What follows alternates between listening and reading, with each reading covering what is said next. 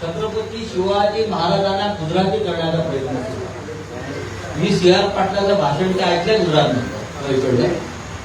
छत्रपती शिवाजी महाराज निजामी स्वराज्याचे मराठा साम्राज्याचे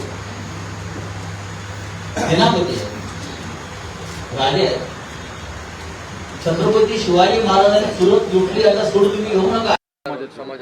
आता हा नवा दावा केल्याने परत एकदा मोठा वाद सुरू झालेला आहे। तेव्हा का सगळ्या महाराष्ट्राला माहिती आहे छत्रपती शिवाजी महाराज आणि त्यांचं वंशावळ ही सगळ्यांना माहिती आहे।